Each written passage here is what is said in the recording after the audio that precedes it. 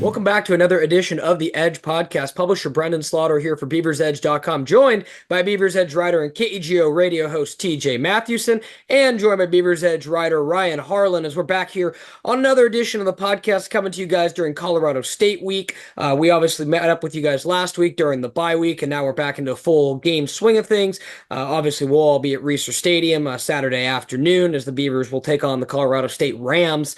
But obviously, we'll get into all that. We have some conference realignment news to get into as the Beavers, quote, everybody, the Pac-12 added Gonzaga to the conference, obviously as an all-sports member except for football, which in the short term isn't perhaps the solution that everybody's looking for, but as far as building the basketball conference and maybe just adding in another, power, obviously a lot to like there. So we'll dive into that a little bit too, but obviously just want to check in with you guys. Did y'all enjoy the off Saturday as much as I did? It was kind of nice just to watch college football, not be focused on our game. I know, we got stuff. TJ, you do the post-game show for KJO. Ryan, you and I are always doing stuff game days, whether home or away. It was kind of nice just to sit back and consume some college football this last weekend, especially that Alabama game. Whoo, Nelly. I'm going to be honest. I didn't actually watch that much. I think it was just like the fourth quarter of the Bama game. I think that's it. I went up Mary's Peak instead. It was like, nice. It's refreshing when you live and breathe this. Watching the other games is nice, but then you just realize just how much of a grind you're stuck in. And when you get a weekend off, it's pretty, it's pretty refreshing, and it takes your mind away from some other things as well. So it helps a little bit. But that Bama Georgia game, there's a reason they make all that money in the SEC. Oof. Fantastic television. The ratings came out today. It was 12 million people watching it, far and away the most watched game, and for good reason. And those teams will probably play again in a very meaningful game. Absolutely, and to your point, I remember making a few treks up to Mary's Peak during my time too. It's did you get up there when it was time of year to do it? Did you get up there when it actually wasn't foggy? I don't know if I've actually been up there when it hasn't been foggy. It was clear up up there. Top. It was just a little hazy. Hazy. That's about it. It wasn't too hot. There's no snow. No. Which is great. There might have been a little bit even. Yeah, I forget. It's been many moons now, but same to you, Ryan. How did you enjoy the bye week, man? And obviously, Ryan, a little different than TJ and I getting back into the swing of graduate studies, as Ryan's still claiming them student hours at Oregon State, man, getting back into the swing of things. TJ and I are sitting here, and Ryan's got class, so it's a little bit of a different perspective for us compared to you. But hey, Ryan, TJ and I remember those days, man. I'll say this, never made it to the graduate studies, so you got that on me. But how are things going for you, man? It's good to see you, good to catch up with you. Obviously, great work this week so far with us over at Beavers Edge. Ryan taking videos for us on the YouTube channel. But how was your weekend, man? And look forward to Colorado State. Yeah, just that bye week was nice because it lined up with week 0 of the term. It's like I don't have to worry about anything over the weekend, and I could get ahead on some homework and stuff. It's just the adjustment period. It kind of sucks early. So there's that, but took in a little bit of games, watched Ohio State and Michigan State as well. So I did watch that game. Glorious, I will admit, a glorious hate watch indeed, but that's neither here nor there. But taking that time off was nice, at least to kind of get back into the swing of things and get ahead on some stuff because ultimately, I only have one in-person class this term, and then one class that will meet half in person and half online. So it's just getting back into the routine really is the biggest thing. Nice. I gotta ask the two Beavers on this podcast where Brian mentioned hate watch. What if that's a hate watch? What's Friday? Another hate watch? Yeah, I mean, I was gonna, another TJ, step up of that. TJ, that right there is why you make the big bucks, my friend, because that was the next question that was going to come out of my mouth was, all right, how are we going to approach this? And I'm glad TJ asked, because TJ asked the two guys, well, one that has his degree from Oregon State and another one who will soon have his graduate degree from Oregon State. I have made no qualms. It's probably a little petty. I don't see players taking off and looking for a better situation. I've kind of arrived that would I like to have some of the players that left here on this team this year? Absolutely. But I don't hold vitriol for DJU, Damian Martinez, so on and so forth. I think that they're kids. They're making the best decision for them. It is what it is. Loyalty is something when they show you the dollar signs, and I think all three of us would jump at an opportunity if someone said, "Hey, you want to come take millions to come do what you do somewhere else?" So, I mean, all that to say. Now, a coach, bit of a different story. And the way that coach handled his departure, horrible. And, I can't say I've ever rooted for the school down south at all, if much, in my life. Might happen this Friday. I'm not making any guarantees, but that might happen because I don't want a certain forest green team to win. There's going to be two green teams on the field on Friday, but I don't want the forest team from Michigan to win. I'd like to see that be a very, very lopsided game. That would bring me some petty satisfaction. Ryan, where you at on that? Let me before you get. Oh, actually, sorry. Go ahead, Ryan. I have one more. Okay. Yeah, go ahead. In a perfect world, TJ, Giant Meteor wins, but this is not a perfect world we live in. Well, I think so. That I go with someone Ryan. has to win this game. But yeah, there are not many times where I'll say I probably want team down south to win. I think there's only been, I can count on my hands, two this Friday, and then when they played in the Rose Bowl against Nebraska, who I do not like as a team, because my family from Kansas, Sure. never really got along in terms of like KU, K-State, Missouri as with Nebraska. So there's a bit of that. So those are the only two times I have. Yeah. So, TJ, but in a perfect world. Yeah. Did you guys hear that snippet from Jonathan this week when they asked him if he felt any guilt? No, I did not catch that. I heard that. Conference falling apart. The answer was just atrocious. Well, I mean, if there's anything we know about, he framed it as if he like hardly knew what Oregon State was. Like, and I'm like, you are like college football coaches, a PSA. You are allowed to be human. Yeah, you're allowed to be. I'll say this, obviously, just for hearing off what you said, it goes back to the awkward interviews he gave at Big Ten Media Day in the Lucas Oil tunnels. I think we've all known this forever. And talking to Trent Bray, you really see it the other way. We all were kind of like, hey, Jonathan's a little bit of an odd duck, but he's our odd duck. So we don't mind. Maybe a little socially awkward, doesn't like to really speak to people, doesn't really, Jonathan, for lack of better terms, I will say, TJ, he invented coach speak.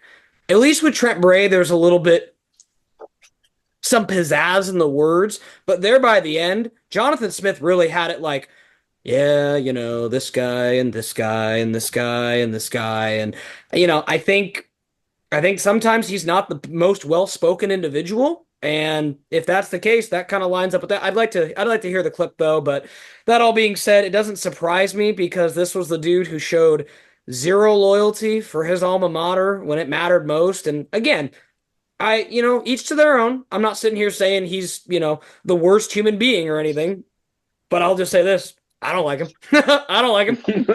So okay. where are you at? I said, I mean, is that kind of your last thoughts on that too, Ryan? Then we'll get into that's kind of where I'm at on that. And it's just the way that he handled the situation. It's like bad. Yeah, it's like words hurt, man. Like just show a little more empathy.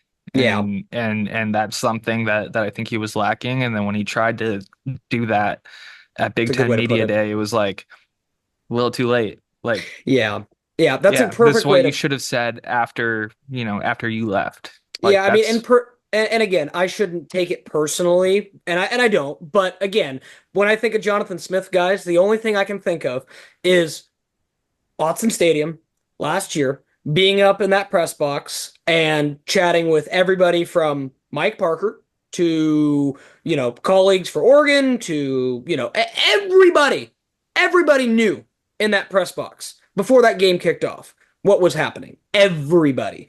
And at the end of that night, when we went into a very cold, I remember seeing my breath, it was very cold, Autzen Stadium tent outside, and Jonathan looks us all in the eye and says, no decisions have been made, when I think he got on the plane the next morning. So, that's the word, like Ryan said, words matter. And, is there any good way to ever leave a school? No. I don't think any school is going to look back and go, maybe Utah with Urban Meyer. Maybe Utah, when Urban Meyer left, they're like, all right, but even still, I'm sure Urban Meyer probably didn't handle that the best. But I'm like, you know what I mean? No school is ever going to feel like, yeah, he left. That's awesome. We really appreciate the way you left. But there are better. Gary Anderson. I think everyone appreciated that. That was tears of joy when I got that email in my inbox that morning. It was absolute tears of joy because they emailed the students first before the media even knew. It was the students at Oregon State that knew, and we all thought it was fake news before fake news was a thing. We're like, this dude's got how much? But anyway, different story for a different time. We have gotten a little distracted getting into the podcast, but let's go ahead and get into it.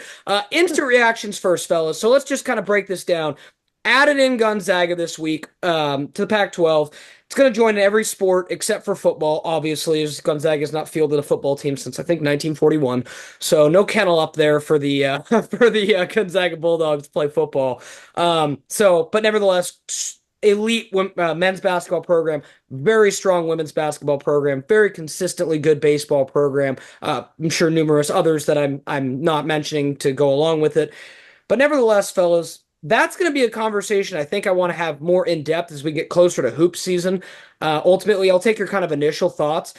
But am I the only one that's concerned that we're still at 7 football? Like, I saw this news and my reaction is, awesome, great, right? Like, sweet, the basketball conference they're building, if March Madness can become this monetized thing and can continue to grow like it has these last couple of years, with the teams they got in the conference, Pac-12's got a great chance of being a basketball conference that lives, that also plays football. So I think that's a positive spin zone and where you could get the money because, NCAA tournament units, all those things.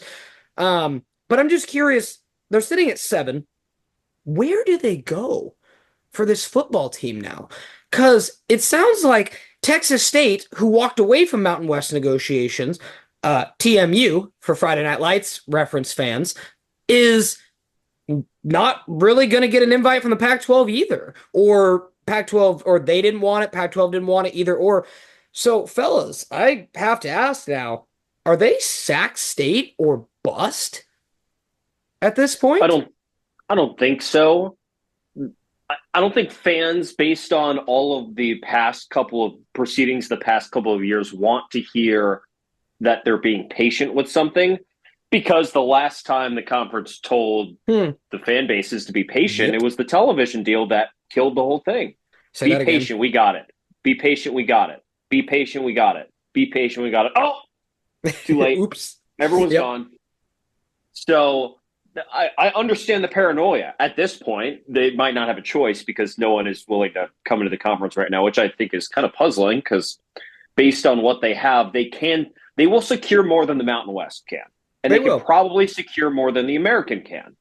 So I'm wondering what the downside is, unless the schools are really, really concerned over costs of travel, which is fair. Well, and the exit fees. From what I've heard, the exit fees are the biggest deal for Memphis. It's like $18 million. And the exit fees too. So I get it. But eventually someone's going to need to take a leap because the schools are going to realize at some point the 5th conference in college football gets the auto bid. If you go to the Pac-12, it is almost going to be every season that's going to be where the 5th highest rated conference champion is. Most likely. They're going to be an off year, but it's not going to be the MAC. Right. It's not going to be... It'd be the Pac or the American. Conference USA. Pac, American, maybe a Mountain West team snags in there, but who maybe. UNLV is now the torchbearer, right? They've proven to have a decent program, but I don't think... UNLV is going to boost their schedule against? They got to go on the road in non-conference and beat a legit opponent, probably multiple legit opponents. It's true. To earn their way into the top 25. Like, only right now is UNLV a top 25 caliber team, and same with Boise State. Like, after this stretch, and not even measuring conference play, it's like, what happens if they trip in conference play? You're asking the schools to go undefeated every season, which is going to be pretty tricky, I would say, it's for that part. unrealistic. So the football part is concerning, but the basketball part, like basketball does hold value, not as much as football. Football should always be the number one priority. That's a certainty. But the basketball league's legit. And if you're looking for a best case scenario, let's say football doesn't work out. And that's a huge bummer because football is the driver of literally everything. Could you be the Big East to the West Coast? Could you? There's a legit national basketball conference on the East Coast that doesn't give a flying anything about football. They don't play football. But they're great. They win national championships. UConn's won the last two. They're on primetime college basketball every week. Major brands. Yeah, that's not nothing. And this is coming from someone who doesn't watch college basketball. I could care less about college basketball. It's a 1 month sucks. It's a largely 1 month sport for me too. I mean, obviously we cover Oregon State men's and women's basketball, but it doesn't hold as much appeal to me as the regular season as March does. And I think that's for a lot of people. I think there's a lot of people who are kind of more casual college basketball fans and kind of tune in towards the end. I think you make some great points, TJ. I think ultimately, like you said, I think their worst case scenario is Sac State. You look at what Sac State's doing; they are literally like holding out, the tin, being like, "Look, can we just have an invite?" And you talk about the money they raised. Recently, I think it was something like $35 million. That's not a small number. So they've clearly got some rich alumni that would like to see them take that leap. I mean, if it's them or like Rice at this point. Or Ryan, maybe we go to the land of enchantment. New Mexico State? I mean, I don't know at this point. Like, I'm curious your thoughts on this, Rye, because, it's tricky, and I just don't know where maybe Gonzaga makes Memphis, who is also a very basketball crazed school, go, hey, okay, well, San Diego State, Gonzaga. Okay, we'll go to the Pac-12 for basketball, and, football is kind of secondary. But that would get the job done. I don't know. What's kind of what's your take on all this as it kind of has spun? Before we hopped on here, I guess I saw stuff about, maybe Memphis might now maybe put some consideration into the pack, but that maybe might have been like, hey, show us some real numbers and we might, consider it. But if for some reason you can't get them, I mean, yeah, Sac State would be a good option, but like just I don't know if they have the NIL capacity and everything like that and the stadium capacity to, make that jump right away. I know they're raising money to do so, right. But I feel like that's like bottom of the barrel in terms of options. And maybe you go try again with, Texas State, or you go to New Mexico.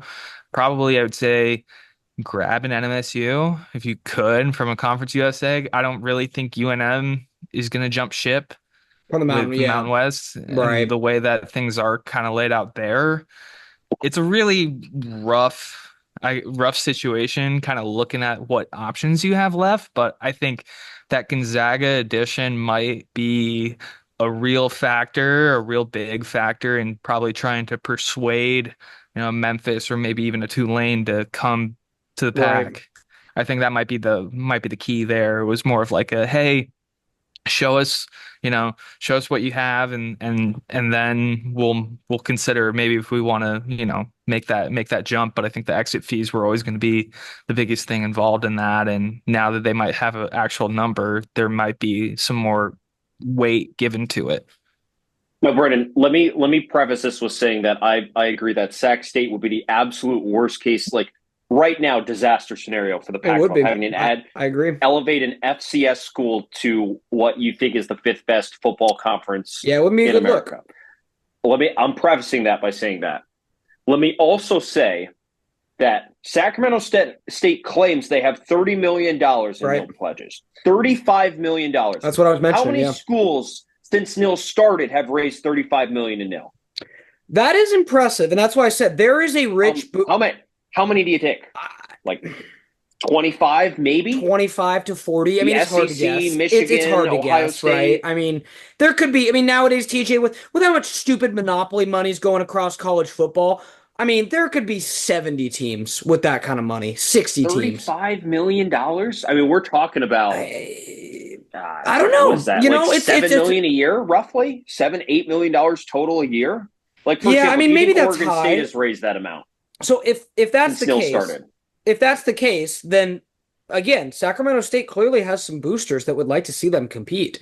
And with that, like you said, preface that as Sac State is doing the things that the Pac-12 likes. And I'll say this, solid academic institution. That's been at the forefront for the Pac-12 from the jump. Second, they want a nice stadium. What did Sacramento State announce in the last week? We're going to have a brand new stadium built. Yep. Well, not renovation that will bring it up to modern standards and give it a little under 30,000. Okay, Pac-12 really likes that too. What is the Sacramento market? Pretty decent on the West Coast, right? And where are they going to play basketball games? Right. And then, lastly, I believe 3 out of the last 5 years, they've won the Big Sky, right? So they are like what Eastern Washington was maybe 10 years ago, right? And, obviously we're seeing the success of that as Troy Taylor parlayed a lot of that success into the Stanford job. We'll see what happens now that Troy Taylor has been removed from the program for a couple years. I don't know. I mean, it's better than having your conference not recognized as a conference because you're not at 8 teams. But outside of that, not exactly optimistic with that. But again, we'll see. Like I said, Ryan said, maybe they come around back to Memphis. This thing has spun so many different ways. I try not to get too high or too low. Try to just stay pretty even keel because, if you read every report, you'd be like, shoot, I'm up here, I'm down here, I'm up here, down here. Heck, even college football writers are fighting and arguing on Twitter about certain things, and I'm here for all the pettiness on Twitter. I really am, or X as they call it. But ultimately, we'll talk about the basketball a little bit later. But just kind of final thoughts from you guys. Was this an okay pivot from the Pac? And how important, is football still a day by day? I still think this is day by day, and every hour, every minute matters, and they need to lock in a 8th conference member, but heck, by the end of the season, let's say next 2-3 weeks. I think they were going to do Gonzaga no matter what, because I think the idea of Gonzaga and the feasibility of it was too easy. It made too much sense. It made regional sense, and it added value. The way I think about it is that the Gonzaga basketball brand carries more value than any football brand that is remaining left on the table. Fair? I agree. For what television wants. I think that is absolutely true. So you do that slam dunk, and you can still go add a 9th school, which is not a problem.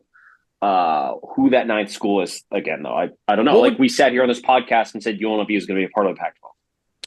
We did, and I forgot to mention, I forgot for us to take our loser lap on that one. Definitely got that one wrong. We don't know ball. We don't know ball.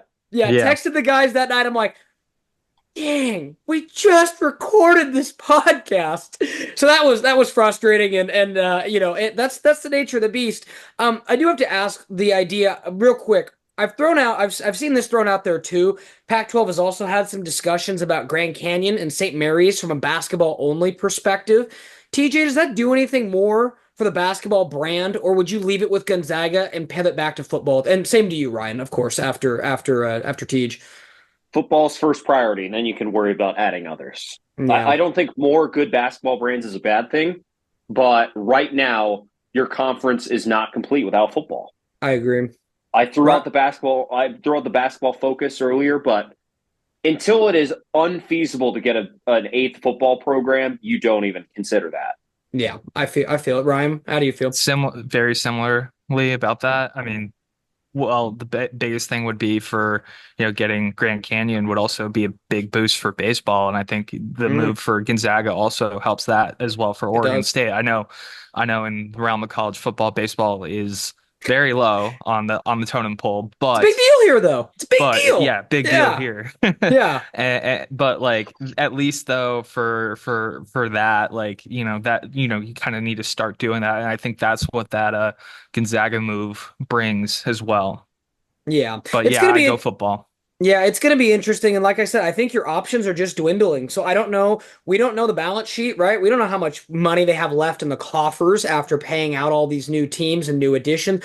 Supposedly Gonzaga's getting a full share despite not having a football team. So that's going to be supposedly. We'll see what the documents reveal. But I saw, not bringing football to the table and getting a full share. That's why they came aboard. That right there is why you were able to grease that wheel. Because I guarantee that was 3-4 times WCC ballpark, TJ. I mean, just at least. Yeah. At least. So you keep that in mind. You're like, no wonder. And so, but maybe that's how they had to sweeten the pot, right? So I don't know what the Pac-12's ledger sheet's like. Neither does anybody that's not working for the inside of the conference. And, there's lots of, quote, insiders who claim to know what's going on. And then, something very radically different happens. So, unlike last week where I'm like, yeah, we're pretty confident UNLV is going to join. I'm going to say, I don't know. And I'm curious, like I said, we threw out some options. You could still go get a Rice. You could still go get a New Mexico State. I think those would be far better options than Sac State off the cuff. But Mountain West is talking about grabbing Tarleton State from Texas to elevate from FCS up to FBS. So, where there's a will, there's a way. So I'm curious to see how that all shakes out. But let's use the last 10 or so minutes of the podcast, talk a little bit about Colorado State, obviously, and get into this matchup. Make sure to stay locked to Beaver's Edge. We'll be previewing the matchup. We did a closer look at Colorado State, which is a great breakdown of the Rams. Almost said Buffaloes. Too many what do you call that? Bovines? Skeletons? I was just gonna say bovines, but yeah, the same darn big bovine type cow creatures, the Rams and the Buffaloes. But nevertheless, Beavers got the Rams on the schedule this year, not the Buffs. I think this is going to be a game that greatly favors Oregon State, guys. It opened as a 14-point advantage for the Beavers. It's trimmed down to 11 now. That doesn't really concern me. The only thing, and I mentioned this to the guys just before we jumped on the podcast, there is one stat that I am very curious to see how it plays out that I think could impact the game greatly, or it becomes a non-factor, and that is Oregon State, 7th in the nation rushing yards. We're 6th, fell down to 7th after the games played this last weekend. Colorado State, 38th in the nation against the run at just 113 a game. Now, I'll take a step back and go, Colorado doesn't like to run the ball. UTEP is 0-4. Drawing a blank on their first 2 opponents right off the bat. Texas. Okay, so, I mean, again, I need to go back and look at that game because I forgot that they beat Northern Colorado. If Texas ran the ball a lot, or if Texas was more airing it out with Quinn Ewers. Yes, all of the above. They had 190 yards, 4.5 yards a carry against Colorado State. So, yeah, I mean, I'm not saying Oregon State has Texas's offensive line, but you look at the success they've had running the ball. I mean, I'm not going to say Oregon State isn't one of the top running teams in the country. They are. They've proven it, and, I think that, that's going to play out. Ultimately, Colorado State got smacked by Texas. I don't know if it's going to be quite a smacking in Corvallis, but I feel pretty confident projecting a 14-point win. That's what we projected, or I projected in our early look ahead. It'll probably be pretty similar for me when my staff prediction comes down. Braden Fowler, Nicolosi's a decent quarterback. He can sling it. But like TJ said earlier, and to quote you, TJ, and I'll go ahead and lead this in for you, you said, if you're an air raid team and you can't throw, what are you? And, you look at what Colorado State is, 122nd, just one spot better than the Beavers. At least the Beavers don't try to call themselves an air raid team, TJ. It's similar to what they faced in Purdue 2 weeks ago. Purdue, right, until they fired Graham Harrell. Graham Harrell's bread and butter is air raid, essentially, yep, a version of it. And Purdue could not throw the football to save their lives when they came to reserve. And right, they had to run the football. And I'll say they ran the football pretty well. And Colorado State this year has run for over 170 yards a game. They have. And the Beavers' clear weakness on defense is run defense of what they've showed.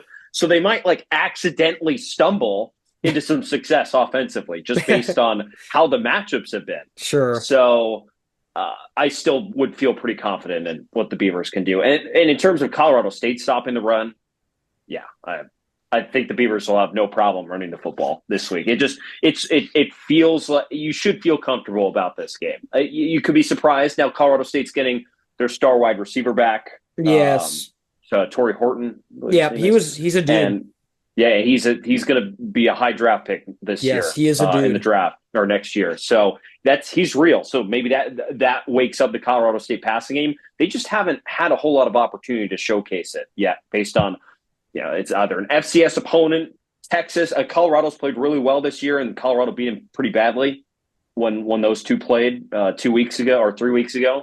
So it's just not a whole lot of consistency, a lot of up and down in terms of quality opponent for Colorado State that will level out here as they go into conference play, and they'll get a better idea. But they're year 3 under Jay Norvell. They gotta get things going. I mean, he got Nevada rolling. I believe in Jay Norvell, especially in a quote the new Pac-12. I think he's a good coach, but it just hasn't clicked for him this year, and I don't expect it to start clicking for him against the Beavers either. Like I said, if this game was on the road, might be a little bit more concern. I mean, the Beavers got beat pretty bad last time they went to Fort Collins. I don't think any Beaver fan could remember or could forget that game many, many years ago. Nothing to do with this game, but some bad memories from Beavers going back to Fort Collins. And then obviously, Colorado State leads the series 2-1 all time. So these teams haven't played a ton. I think Oregon State will get the win. Ryan, I'm curious your kind of thoughts here in the last couple minutes we got in the pod, just on the Rams in general. And do you think there's any concern going into this game, or do you like the Beavers in this one as well?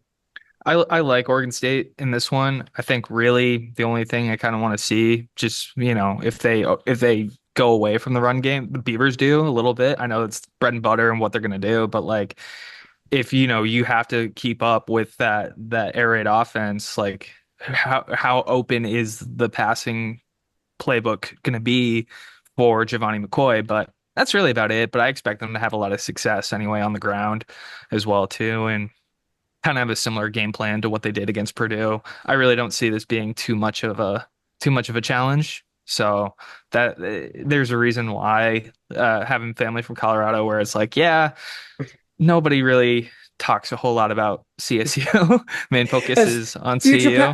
Future Pac-12 member there, Ryan. But, I know, but like it's the same saying that like that my grandmother had with me, where it's like, yeah, there's before Lance Leopold at KU football, it was like there's a reason why we don't talk about it. Yeah, that's fair. There's a reason why. Yeah. But yeah, like that, besides that, but like I just don't see it being too much of a concern. Do you think they should be able to handle that Rams team pretty easily?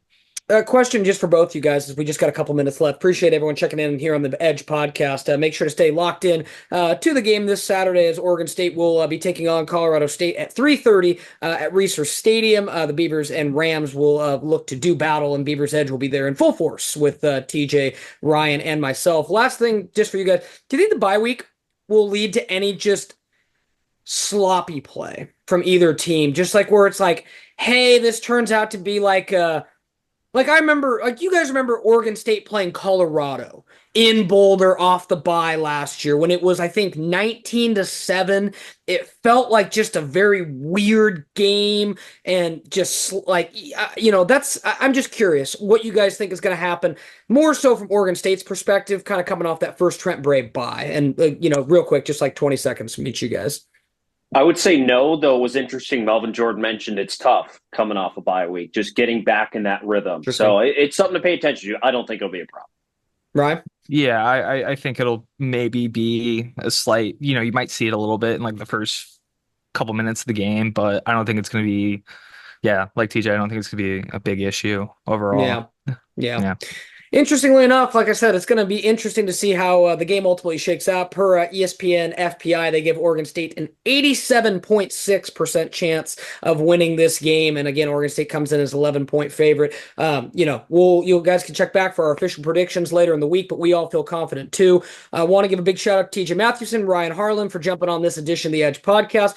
Make sure to stay locked into Beavers Edge all week, as we'll have pregame coverage, injury report, everything Oregon State, Colorado State. Ahead of the matchup on Saturday. Thanks for checking out this edition of the pod.